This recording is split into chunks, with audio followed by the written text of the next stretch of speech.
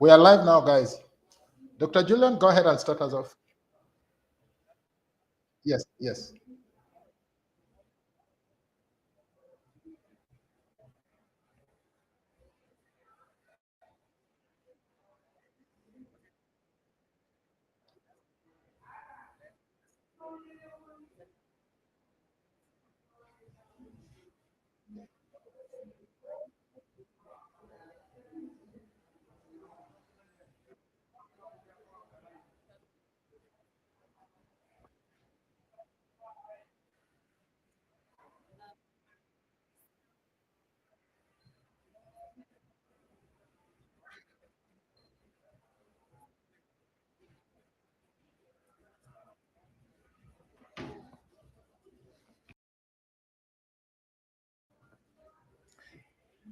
Thank you very much, Dr. Julian. To all our viewers and our guests, you are very much welcome to this online live discussions.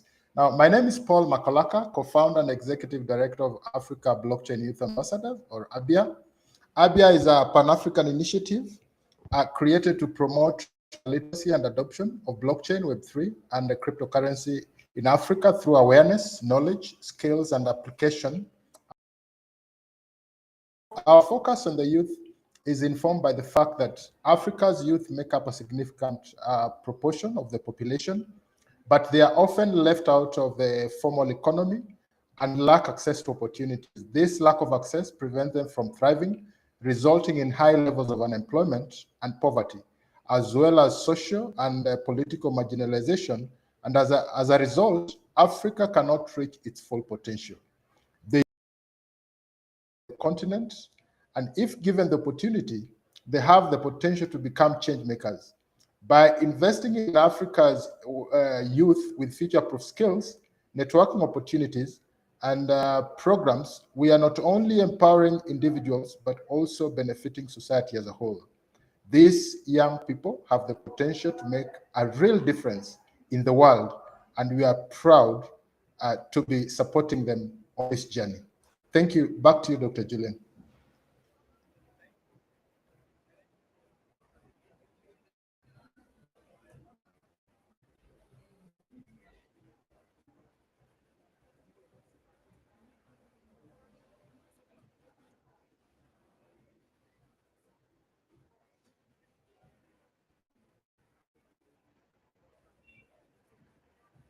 Very intense conversations, but I also like making them mild and beautiful to structure and to go through.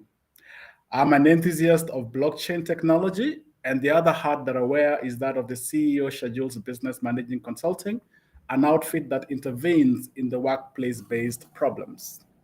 Today, we want to discuss stakeholder capitalism and sustainability within the ambit or the umbrella of blockchain. We are inviting our listeners. Should you have any comments or any questions, feel free to post them on the board. Which questions and statements we'll be so happy to share with our guests this evening. Our speakers, like I earlier mentioned, is Ben West calling all the way from Canada, and Kwan Ning Tsang, who doesn't mind being called Connie. And I would like just to very quickly read a very brief bio of both of them, starting with Ben West. Ben West is a campaigner, writer, juggler, and works with climate solutions and Web3. He talks about Web3, crypto, climate, democracy, and climate solutions. He is the cause around lead at Gitcoin and the executive director of Ethelo. Ben is an experienced strategic communications and campaign management professional with a demonstrated history of working in the non-profit sector as well as social ventures. He is also skilled in creative content development, project management, leadership, public speaking, and team building. Ben, welcome to our session today. Feel like part of the family. We want to have fun disseminating knowledge this evening. Karibu sana. That's what we say in Swahili. Thank you. Then asante. Then we go to Kwan Ning Tsang, originally from Thailand. Kwan, you did say? Taiwan. Taiwan. Thanks for the correction. Calling all the way from Munich, Germany. Kwan Ning is the Chief Sustainability Officer at co-founder of Fund the Planet. She previously worked as an asset manager at Laplace GmbH and as a master research student at Bahus Lufthansa. She talks about blockchain, rainforest conservation, deforestation, and sustainability. Again to you, Kwan, we say Karibu Sana, welcome. You say Asante. Asante. You got that right. You got that right. Now, very briefly, Ben, just tell us very briefly about yourself. You just take about a minute or so just to tell us about yourself so we get to know you. Sure. Well, first of all, the picture of me in the photo in the poster was like my before and after shot from Web3. Okay. I think that's still my LinkedIn photo. I probably need to update it. Yeah, I've been working in the environmental nonprofit space for most of my life, largely on the west coast of Canada, although I've done work all around the world. I've worked with tech companies as well as nonprofits and local governments, and done a lot of work with Indigenous communities in British Columbia in particular. Just very excited now to be working with Gitcoin, helping to run all the cause-related rounds and helping to distribute funds to lots of great projects all over the world. Thank you so much, Ben. Over to you, Connie. Tell us very briefly about you. So, hi everyone, my name is Kuan-Ning, and then I have to say my relationship with sustainability starting from Airbus, like this R&D organization you just mentioned. So that was briefly 2 years ago. I was researching sustainability and consumer behavior in Europe, and then huge disappointment, of course. And then afterwards, I had the motivation to really help people around the world to have the solution to really contribute to the planet more directly and meaningfully. So yeah, that is my relationship with that. Thank you so much, Connie. So I'll start with you this evening as we dive deeper into the conversation of the day. Who are Fund the Planet, and what is your role as a Chief Sustainability Officer? So who are Fund the Planet? So we are a German-based company, and then what we are doing is we acquire endangered Amazon rainforest, currently based in Peru for the conservation purpose. So basically we buy it and then we remain it untouched. And how we do it is after we acquire it, and then we divide it into smaller pieces. And then afterwards, each parcel will be tokenized into NFT. And then each token has its own impact, the data. So for instance, like CO2 sequestration, carbon storage, and freshwater generation, those kind of impact. And of course, in the future, there'll be ESG related credits as well, because you are creating the job, you are paying the local people to guard the land, for instance, a lot of different things. And so what are we solving right now is the transparency and also the more direct relationship between the enterprise and also the endangered ecosystem, because at the moment, the current system just doesn't work. If it worked, then the problem should be solved already. So that is why we need a radical movement at the moment. That is what we are believing. Although it serves the same purpose, that we both wanted to incentivize people to save the planet, right? So the clock of the climate change is really ticking louder and louder. But however, the Web3 solution, I believe everybody sitting over here must know that this could be better. Yeah. Amazing. So I don't know if this was your article, but I did pick it online. I trust it had something to do with you. Climate tipping point theory. Just how far is too far? Would you like just to shed a little light on that piece of writing? Yeah, so actually, like around the globe, there are like 9 different planetary boundaries. And to be, how should I say, to explain it simpler for everybody to understand, is like there are 9 different kind of limitation. So if we reach the tipping point of each one, which means we reach the limit, then every single boundary will be broken. And then the climate will become irreversible. So one of those is rainforest. Now we are at 17% of deforestation over there. And if we reach like 21%, then this boundary will be broken. And of course, we have the ozone, we have a lot of different things as well. But at the moment, we are focusing in rainforests, because I believe everybody in the space can contribute a little bit. But anyhow, that is kind of the concept behind the tipping point. And if Ben is nodding a lot, and I believe he must have a lot of expertise there as well. So yeah. Amazing. Thank you, Kuan. Ben. Yes, sir. What is Gitcoin, and what is your work at Gitcoin? Gitcoin is a really interesting platform for grants fundraising. It started as a mechanism for funding open source web development projects. So the Git in Gitcoin actually comes from GitHub, for anybody who's familiar with GitHub, the platform for open source web development. And basically Gitcoin was created as a way to help fund people that were doing the very important work of doing open source web development, but wasn't well enough funded. Many of the kind of crucial pieces of infrastructure that really make up the internet are actually open source tools, but often those tools don't really have an economic model behind them, and there isn't substantial funding for them.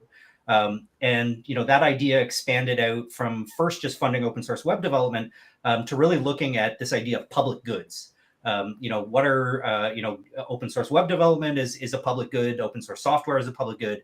There was this interesting mechanism that was created actually by Vitalik Buterin from Ethereum, as well as a guy named Glenn Weil and a woman named Naomi, and I always forget her last name, from Radical Exchange. And this idea was called quadratic funding, which is basically an innovative mechanism to empower individuals to help make decisions. And in this case, to make decisions about how grant funding should be allocated. So this tool was first used to distribute funds for just for open source web development projects.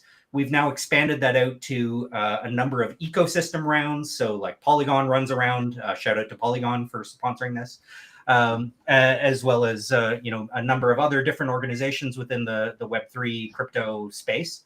And then from there, we also expanded out to cause rounds. So we run around to raise money for projects and distribute it to projects that are doing work in the climate space, climate solutions projects. And we have over 200 projects around the world now who are part of our climate round. So we give out about $3 million every quarter. Over the last 4 years, that amount has gone up, but this year it's consistently been about $3 million. And that gets broken down into about 17 rounds in total, 4 cause rounds, but 12 ecosystem rounds in our last grants round, and still one big main round that is primarily for open source web projects still. So over 1,000 different projects, kind of a mix of Web3 projects, web development projects all over the world, many of them on the African continent. And also some very traditional sort of, just good old-fashioned charitable giving done with cryptocurrency using quadratic funding. And ultimately, the idea is that we get money from matching fund partners, and then, for every dollar that an individual donates, that could be matched by many more dollars. And really, by voting with your wallet, you're helping to decide how those funds should be allocated in a more democratic way. So it's not just matched $1 for dollar. The person with the most money doesn't get to decide how much is distributed. It's actually the person with the biggest community, with the most support, with the most sort of demonstrated capacity to build something in the space. So that's Gitcoin, and my role is I run the cause rounds. I coordinate the climate, diversity, equity, inclusion, decentralized science, and advocacy rounds. Great. Thank you so much for that response, Ben. Very curious, I saw something about you. You describe yourself as an anxious Canadian. True. Please tell us very briefly about that. Why anxious Canadian? Well, at the moment, it's looking at those boxing gloves in the background. I got to be nice to you, I think. Honestly, I'm like many people. I'm very concerned about climate change. I'm concerned about the state of the world right now. And I think, like a lot of people, I have some anxiety around that. So I sort of say it in a joking kind of a way, but I'm also serious. Like I am worried about what's going on in the world, and it motivates me to work harder to try to make solutions a reality, to try to empower people to make a difference, and so that it's kind of a fire that kind of helps push me forward. Thank you so much, Kuan. Stakeholder capitalism. Is that something that should worry us? If your answer is yes, why? I have to be that honest. I think I'm like I know more about sustainability side, but about stakeholder capitalism, Not to worry. this term, like I don't really understand the definition, even though I have read through the doc you sent me. Not a problem. Don't worry about it, Kun. Ben, would you want to jump in on that one? Are you familiar with the term? I am. And, honestly, I think the word capitalism is such a loaded term for some people. I have some friends who, wouldn't even want to be part of a conversation about that was focused on capitalism because they see it as part of the problem instead of part of the solution.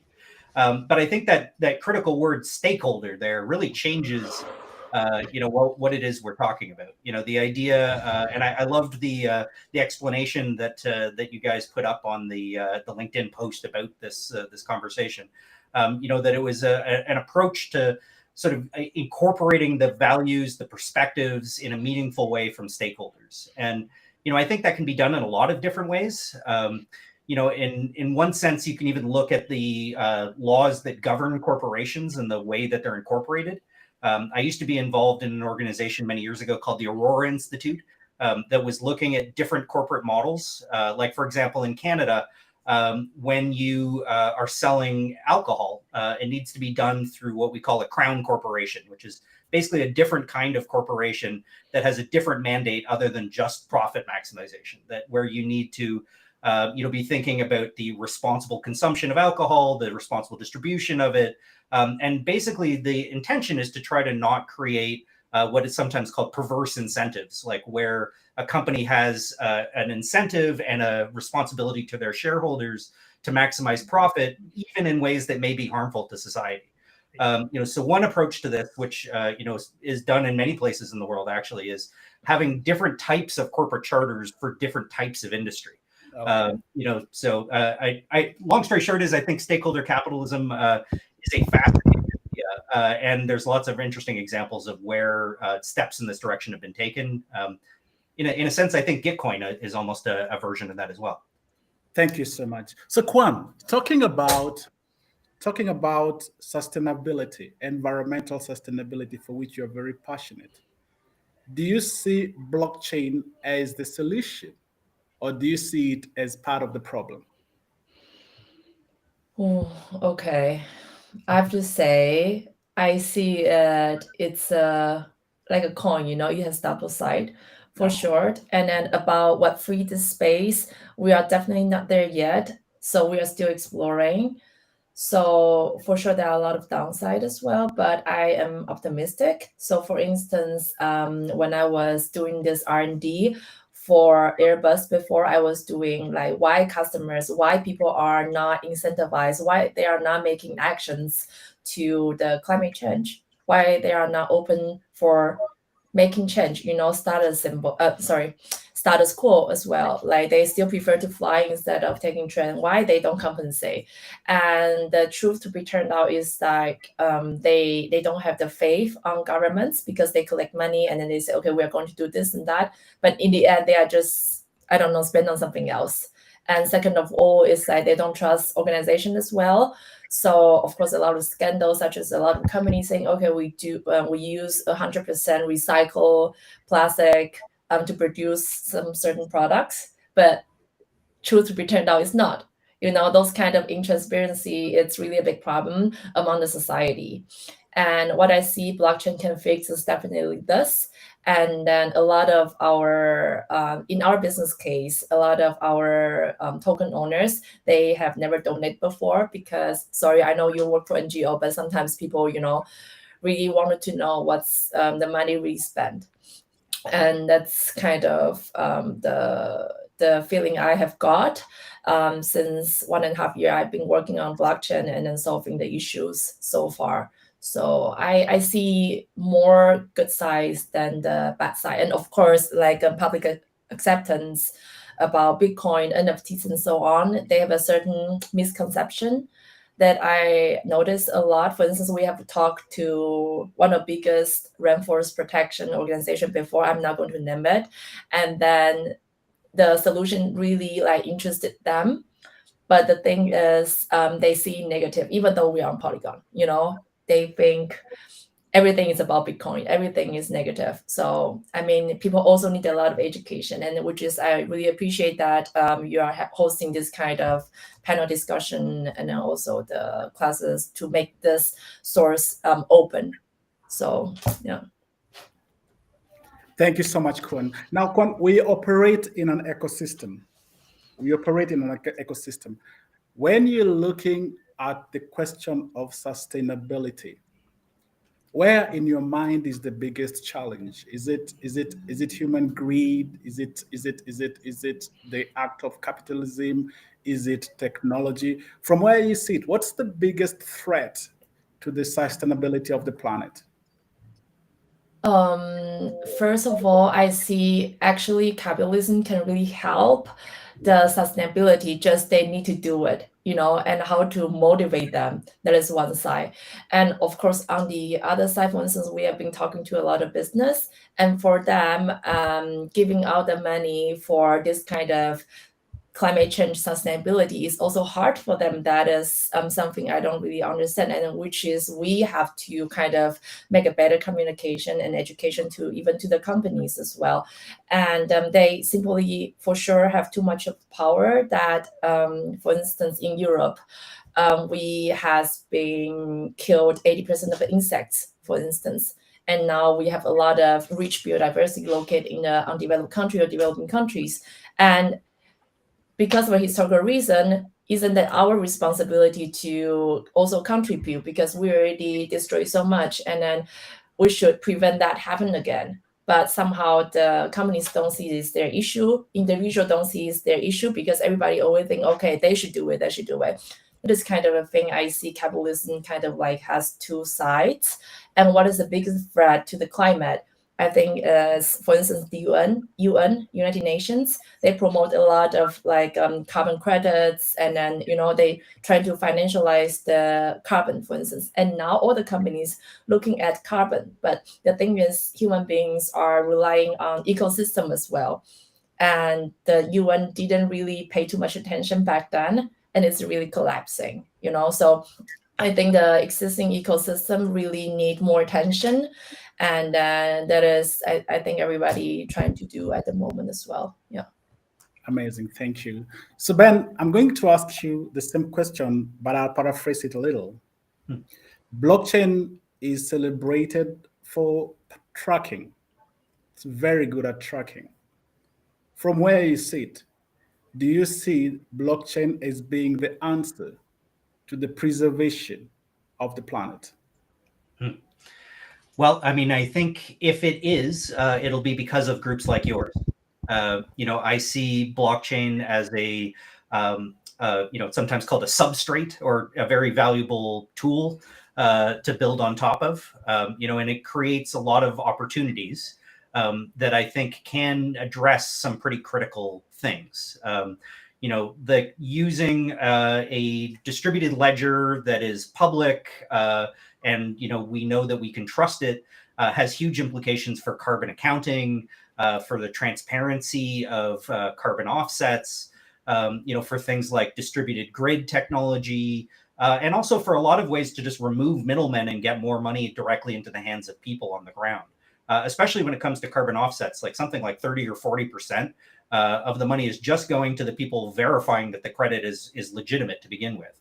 And in many cases, very little of that money actually makes its way to, the farmer on the ground or the person preserving forest or whoever it might be. So I don't think that blockchain in and of itself, is like magically going to solve all of our problems, but it provides a very exciting opportunity in terms of like what people who intend to try to make the world a better place can do with it. I think the flip side of that is there's also some danger that comes along with it in terms of how governments could use, things like central bank digital currencies to track people and have too much information. And, a lot really depends on intention. But as, a person who believes in sort of empowering change makers, I see it as a game changer in terms of putting valuable tools directly in people's hands. Okay, thank you so much, Ben. So I'll go back to Connie. Connie, in the space of sustainability, we've heard of so many protocols. I think there's one that is that was initiated in Paris, and I don't know which other one is there. Are there protocols out there that you'd like to share with us that govern and dictates how we must behave toward the environment in order to sustain it? What Okay, protocol? Go ahead, please. I will pass this to Ben because I think it's more like his topics, and No then like problem. because the technical parts I always like give it to my co-founder to handle. But No problem. after Ben, I might have add on. So No problem. Yeah. So Ben, I'm trying to look at the governance. When we're talking about sustainability, there are different initiatives that are coming up, either localized or at the global level. Are there those that you're familiar with that you'd like to share? Because I'd like to know what those are, and then we can go into discussing how effective they have been. So which protocols should we be aware of, if any? That's a great question, and I love the focus on protocols. Because it really does come down to more than just individual projects. It's about the composability and interoperability of these various different tools that people are building. In terms of the things that I'm excited about, I think projects like Shamba Network, if you've come across them, who do work with oracles, like basically pulling data from satellites and from other sources and using it to get more resources directly in people's hands, whether it be through crop insurance or direct funding for offsets or many other sort of use cases of what an oracle can provide. But I think it's that blending of the sort of real world data to be used as a means for verification that's super important. So I would definitely say that the oracles in general are an important protocol. I would also say zero knowledge proofs, like the space around privacy and how you can confirm a transaction has happened or that an information is correct without actually revealing that information, has the potential to, first of all, make businesses a lot more comfortable with putting data on the blockchain, but also countries when it comes to doing carbon accounting. There's some concern around proprietary information or effects on trade deals and that sort of thing. So I think in that sense, it could be very important, but also just at the individual privacy level. I think, all of us have a right to privacy. There's a reason why we have blinds on our windows. All of us, have a right to some amount of privacy in our lives. And, I think one of the big challenges with blockchain, like I mentioned before, is it's great for transparency, but transparency can have problems associated with it as well. So having tools that can sort of effectively help navigate that, I think is also an important piece of this conversation. Now I thank you for the direction, and I just want to have add on like the region network. I don't know if you guys are familiar with. Yeah, so region network, I really like it because they also allow the projects to develop the methodologies and then they review it, and also like I believe it's also open source, like everybody can review it, and afterwards they will have their own methodology, and it's not, how should I say, like, so for instance, Vera, gold standard, centralized controlled. And then, yeah, I really like their project. And also the first project they verified, I think was sold to Microsoft. So like, actually blockchain verify carbon credits also have the acceptance. And then interesting speaking, Microsoft has even more environmentalists than Vera. So I'm just saying, yeah. Okay. Very interesting. Before we go to the message from our sponsors, I'll just shoot one more question and then we can go back to Paul. But Paul, I'd like you also to react at some point on the question of the protocols and how effective they have been in the governance question of our environment. But again, Ben, I'm looking for your thought, an intelligent guess. Speaking about these protocols, analyzing or auditing how effective they have been in helping us resolve the issues of degradation. In a scale of 1 out of 10, how effective have they been? That's a spicy question. I like it. And I think there's probably a current answer and a potential answer is the best answer I can give you. Because I still feel like we're very early.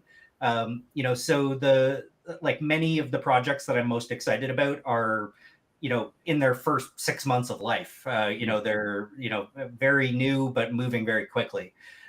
So, I mean, if really the question you're asking, like if we measure it in greenhouse gas reduction, I would say they're, modest success. And I struggle to give it a number. Maybe I'll say a 6 or a 7, just for the sake of picking something. But in terms of potential success, I mean, one of the things that excites me about Gitcoin as a protocol, and I would be silly of me not to mention Gitcoin, because we are actually fully decentralizing this grants fundraising tool and sort of trying to make it available to anybody to use in whatever way they like, is all it takes is one project to do very, very well, to have a huge impact. And that could make everything that we're doing, totally worthwhile.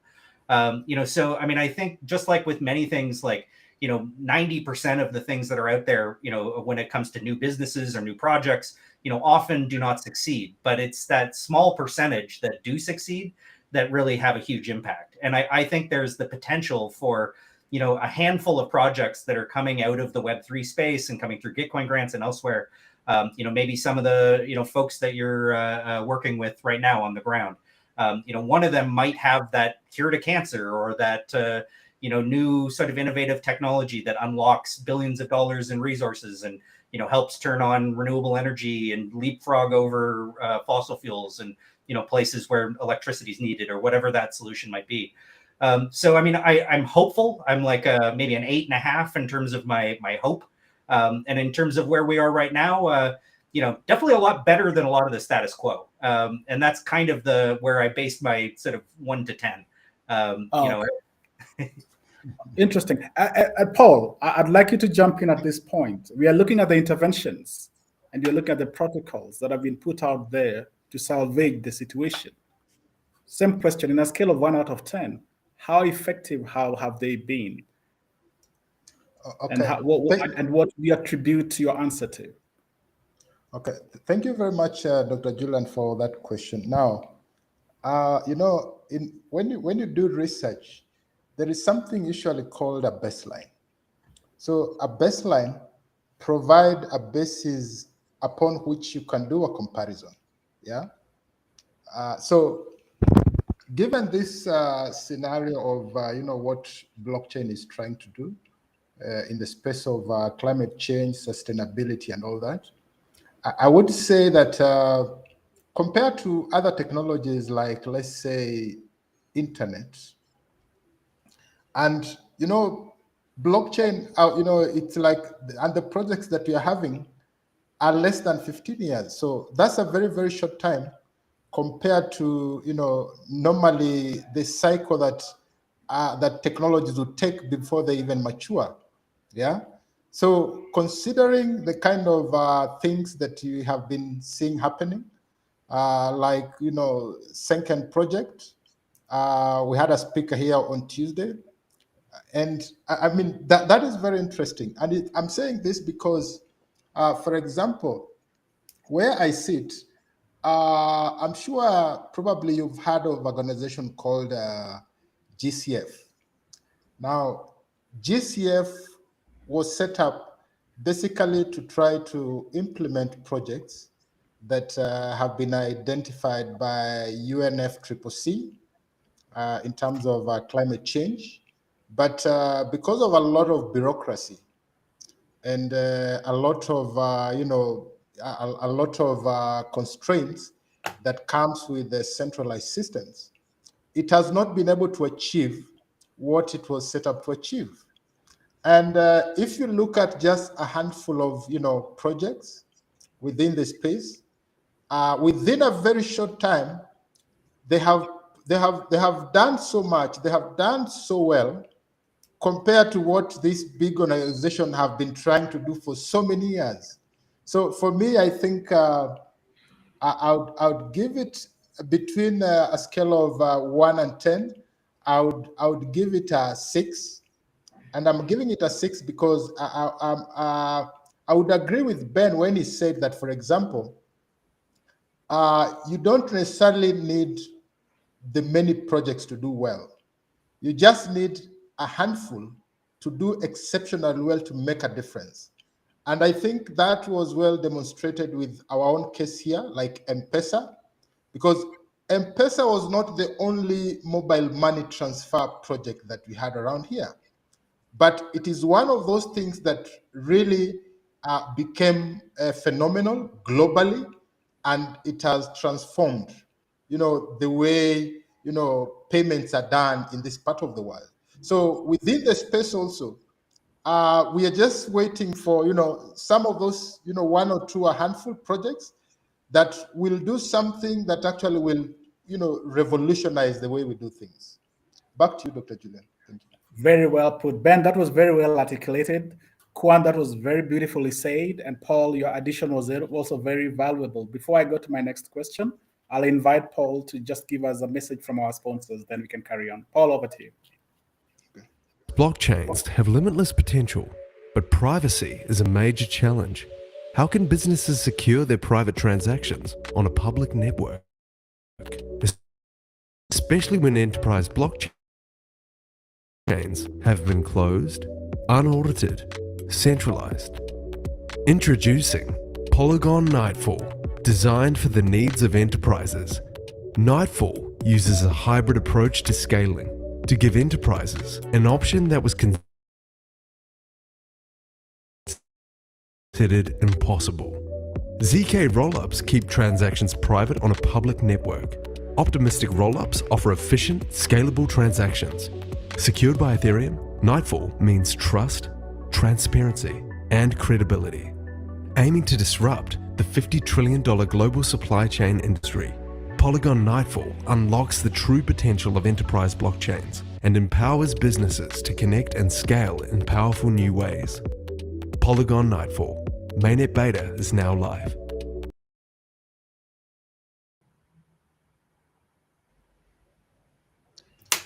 To our viewers, that was Polygon.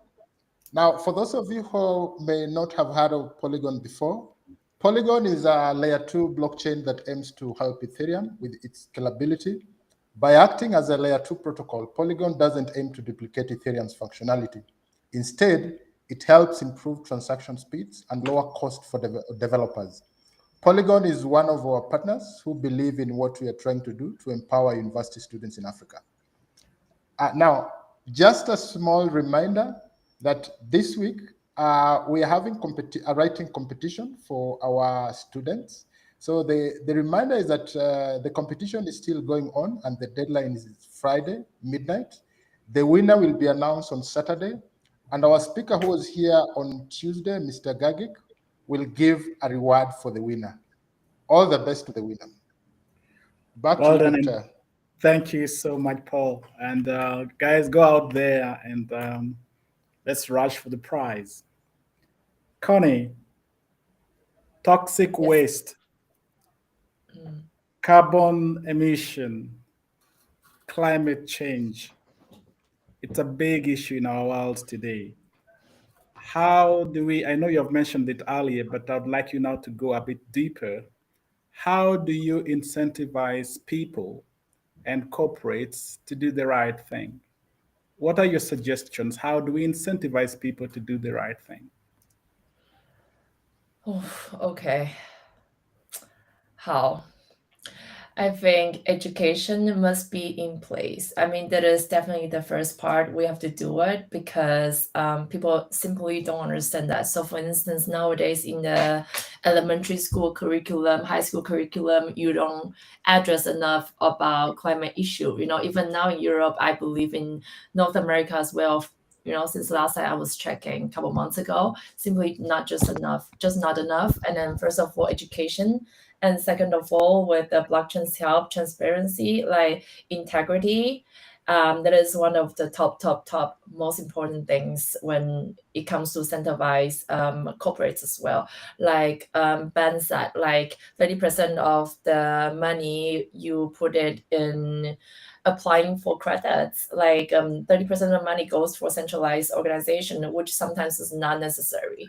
And of course, in the middle, a lot of money just gone, And if you look at Jeff Bezos, like he also just bought the land in Congo, and then he believes also like what makes the true impact is you really make the impact directly instead of through centralized system. And then that is, I think he really set a really good example for all the enterprise and also entrepreneurs, individuals. If you want to make an impact, make it directly, make a change, make a radical change. Like we're on the front line of the war with the climate change, and then if we don't fight, we will be the last one can fix it and the first one to suffer. And sometimes people don't understand that. And then what we can do is we sit down together, we get the words out, and that is in the end of the day, I could say, okay, I've done my part. But I really hope that especially corporates, they are not so cost sensitive, even though sometimes blockchain solution is normally cheaper actually compared to the conventional solution. But with a misconception, with a lack of knowledge about climate change, these two must be fixed before we can really roll it out. So yeah.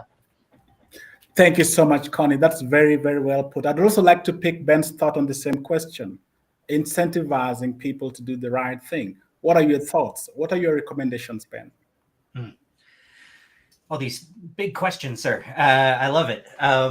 So, I mean, I'll start by just seconding what Connie said. I think education is absolutely fundamental. In particular, I would emphasize ecological literacy. I think, as a global society, we really don't understand our connection to the planet. And, by doing harm to the planet, we're doing harm to ourselves, but we don't see it directly. So I think the more that, that people can understand that connection, the more advocacy we can do effectively for the right kind of policies that create those incentives. But just assuming that we had the sort of political will to make those kinds of, both carrots and sticks, I think is the answer. I talked a little bit about corporate structure earlier. I think the way that we design our organizations and the kind of incentive structures we create are fundamentally important. If we simply are kind of looking further downstream at like, how do we vote with our dollars, or how do we, offer some incentives, I think like Connie was pointing out, the economic bottom line for a lot of these companies, like often, the downside of paying a fine is really quite small, and it's hard to get, them to sort of shift in big ways. But given the scale of change that's necessary, I think the solutions are actually further upstream. How do we design institutions to have the right incentive structures so that we're pooling capital for the kinds of projects that actually make a positive difference in the world, and generate positive returns for everybody in the process. Very, very, very interesting. Paul, I'll also invite you just to jump in, especially to give us perspective from the African side of things, just by giving a bit of your insight. In my understanding, from the little that I know, you can solve a problem by two ways. You can either incentivize so that you motivate people to do right, or you can enforce by way of putting measures to force compliance.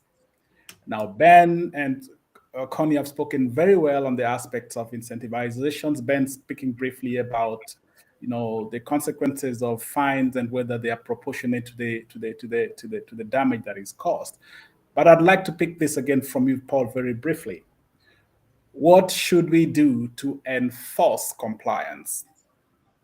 Because there's only so much you can incentivize. There are those of us who have a capitalistic tendency who will not change our modus operandi, and we need to use a different methodology to deal with it. How do we enforce compliance, Paul? And Ben, I can see you shaking your head. I'll probably also ask for your views on the same. and Connie too is excited about that. So I probably ask you the same question. But Paul, let's start with you. Looking at Africa, where do you think we should start? Now I'm forcing you to do the right thing. Of course, the biggest chunk, of course, would come from incentivization. But of course, there will always be those elements that would not want to do the right thing. So that is now when compliance comes in. And And I think blockchain has the capability to be able to excel in this area of compliance, especially from the aspect of traceability. Like, for example, some of the projects that I'm aware of that are being experimented in Africa is, for example, in the timber industry, in the places like the Congo, where we have these indigenous hardwood species that are really being depleted. And so, for example, if you have a traceability system that is able to track, where this hardwood came from, where this tree came from, whether it was really, it was where it was logged legally or illegally. So that, for example, if now you are able to find out that it was logged, it is from illegal activities, then measures would be put in place, because with the current centralized system, it becomes very difficult to be able to track and be able to know whether these products or these goods, for example, if the gold came through the black market or came from illegal mining. So traceability that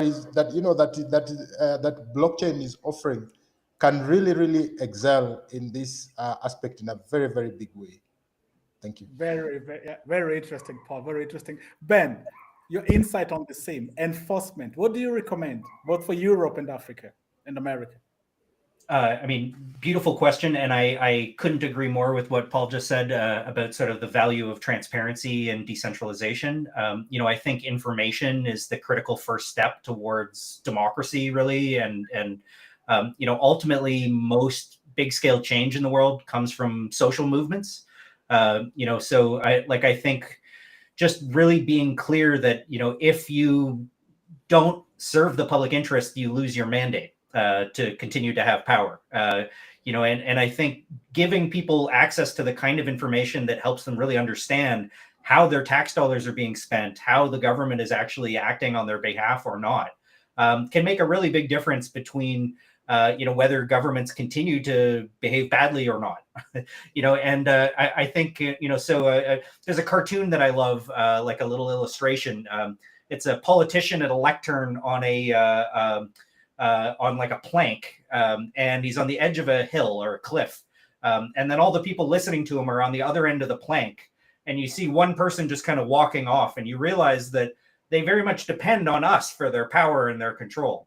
Yeah. To me, that is a way of sort of articulating that ultimately, politicians need public support to move forward, and we need to take away that support if they're not doing the right thing.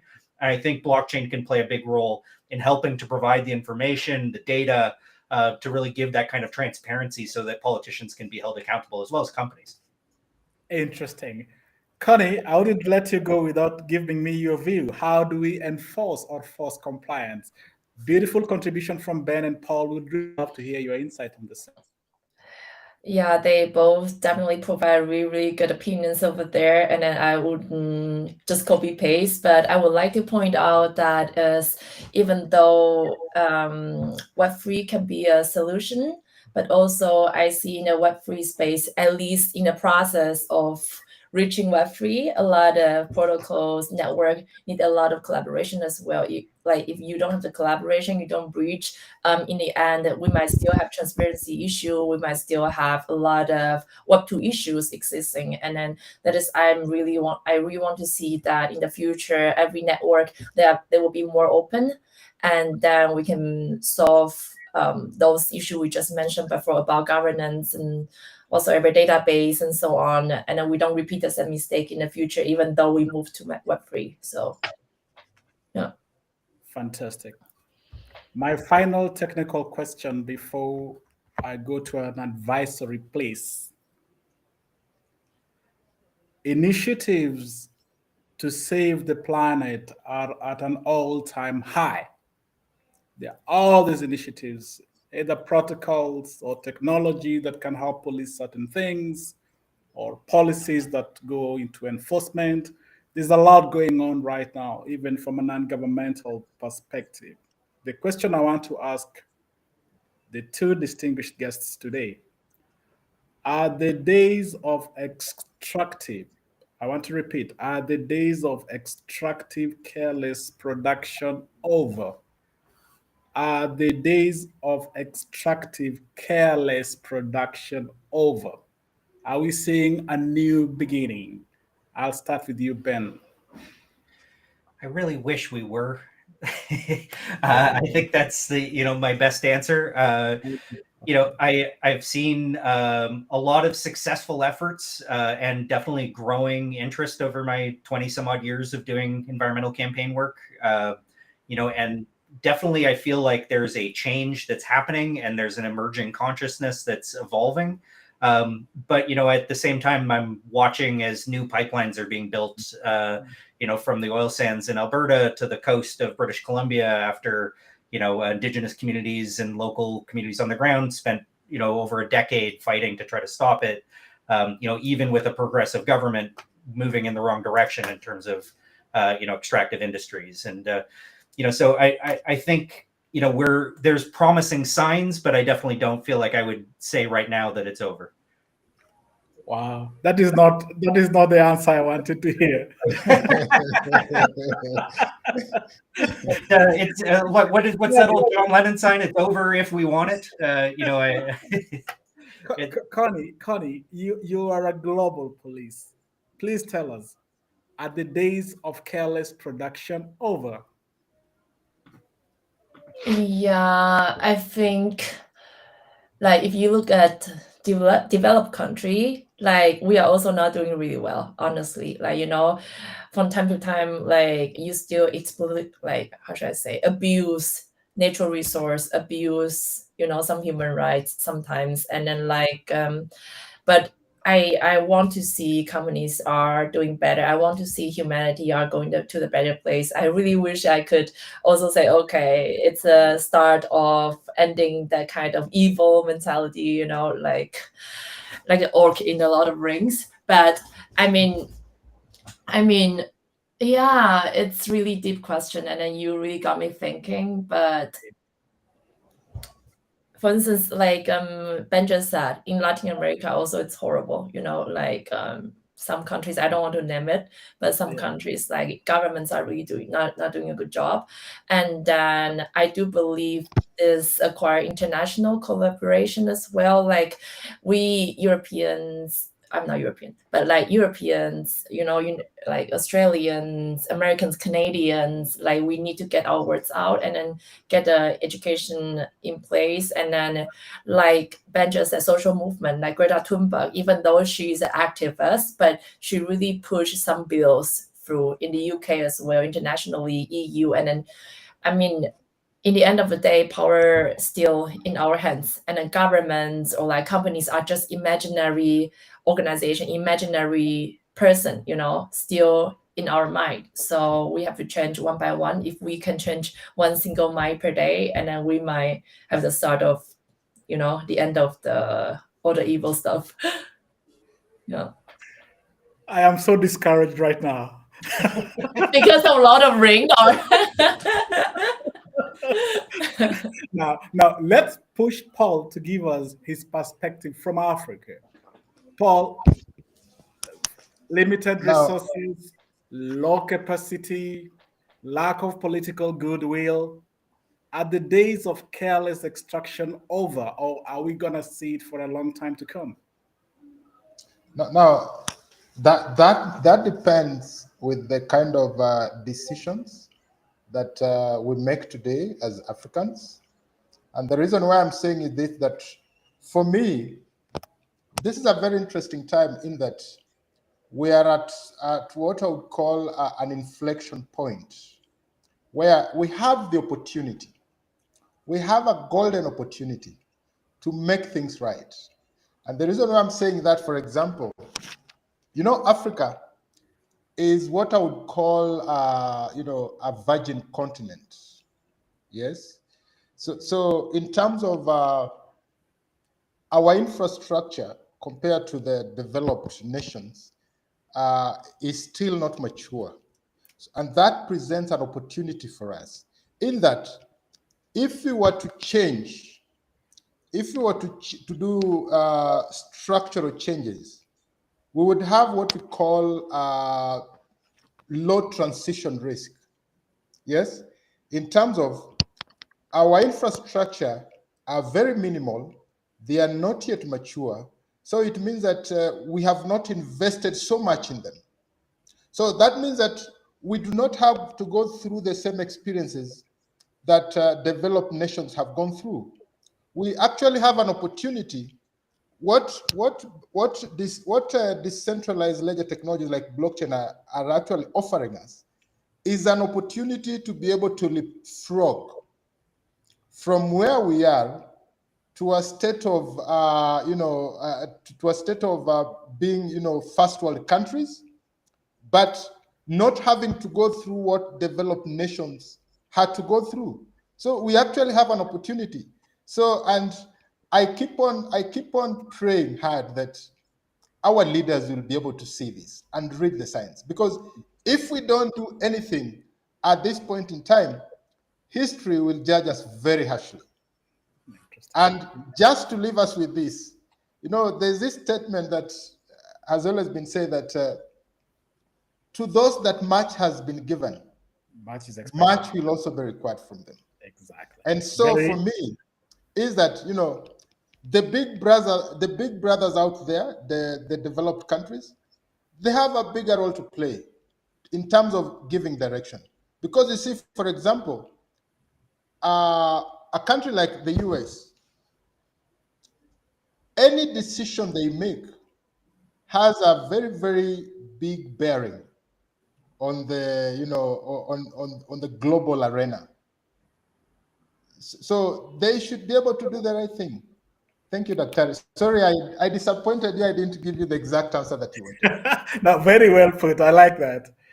We are now doing our last question to our distinguished guests. Ben, you're speaking to very young people, some that are just beginning their careers, and technology is becoming an area of interest. Knowing what you know now, given the journey you've traveled, talking to your younger self, talking to you at 24, you being 24, talking to yourself, based on the lessons you have learned, what would you tell Ben West at 24? You got the best question, sir. What would I tell myself at 24? I would have, if I was 24 today, what I would tell myself is to learn to be a developer. I think there's so much free information available on the internet now that is available to anybody who wants to go and use it. And like the opportunities in the open source Web3 space, I think are just at the beginning of becoming something very real. So I think there's a tremendous amount of opportunity there. I personally studied a tiny little bit of basic programming a long time ago. And now I almost feel illiterate in some conversations because I wish I had learned more. There's a lot of ways to have an impact, and you definitely need to follow sort of what is going to get you out of bed and get you excited every day. But in terms of like making a good income and having the resources to make the kind of change that you want to see for yourself and your family and for your life, speaking to myself as a 24-year-old, at the time I was very involved in nonprofits. I don't know if I'd say don't get involved in nonprofits because I love nonprofits, but the reason I call them nonprofits is a lot less money, So I think finding a balance of like charitable work and ensuring that you're like developing the skills to earn a good income and really paying attention to where the opportunity is. And personally, I'm very excited about what's possible in Web3. So I would encourage my younger self or anybody who's listening who's kind of in that position to think about what's possible there. That was beautiful, Ben. Very, very well put. Thank you so much for that piece of advice to the younger Ben. Paul, if you could just mute so that the background noise is dead, and then there's a bit of clarity.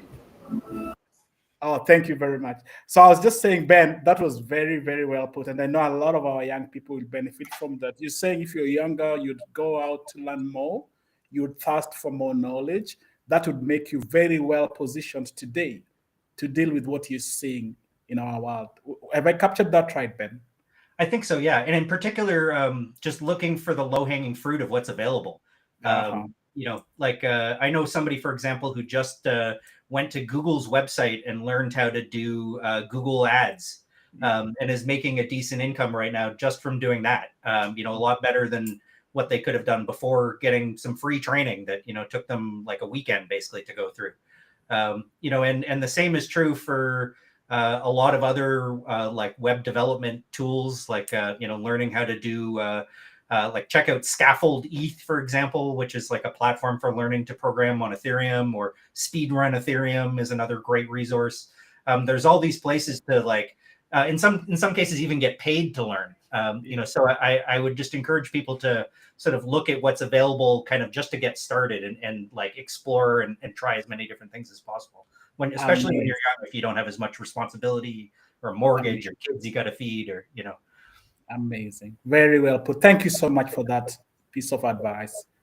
Connie, sustainability is becoming a key word everywhere you go.